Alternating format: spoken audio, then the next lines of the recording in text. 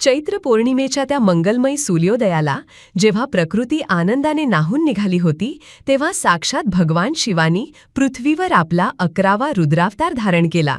तो अवतार म्हणजेच अंजनीपुत्र, पवनपुत्र, आपला लाडका हनुमान. हा अवतार का झाला?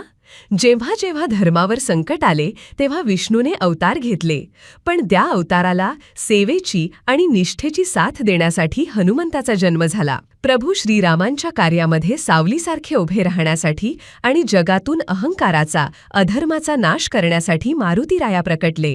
ते केवळ एक योद्धा नाहीत, ते शक्ती, बुद्धी आणि भक्ती यांचा असा त्रिवेणी संगम आहेत जो जगात कुठेही दुर्मिळ आहे. बुद्धी इतकी की सूर्याला गिळंकृत करण्याची जिद्द ठेवली आणि भक्ती इतकी की स्वतःच्या हृदयात रामालाच स्थान दिले.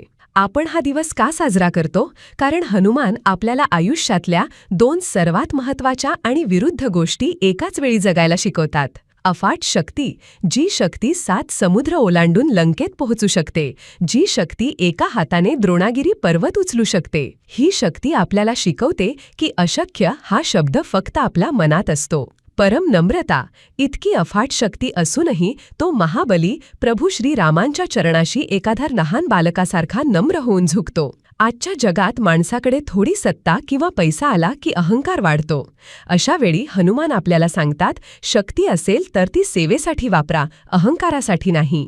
आपल्या दैनंदिन आयुष्यात जेव्हा आपण अपयशाने खचतो, जेव्हा संकटे डोंगरासारखी समोर उभी ठाकतात, तेव्हा आपल्याला गरज असते एका संकटमोचनाची. संकटात न डगमगता भीतीला डोळ्यात डोळे घालून कसे पाहावे आणि त्यावर मात कशी करावी याचे जिवंत उदाहरण म्हणजे हनुमान. म्हणूनच आपण हा उत्सव साजरा करतो, स्वतःतल्या त्या सुप्त शक्तीची जाणीव करून घेण्यासाठी. लक्षात ठेवा, हनुमान हे चिरंजीवी आहेत. ते कालही होते आणि ते आजही आपल्यात जिवंत आहेत. जेव्हा जेव्हा तुमची शक्ती कमी पडेल, जेव्हा तुम्ही स्वतःला एकटे समजाल, तेव्हा हनुमंताच्या या तेजाची आठवण ठेवा.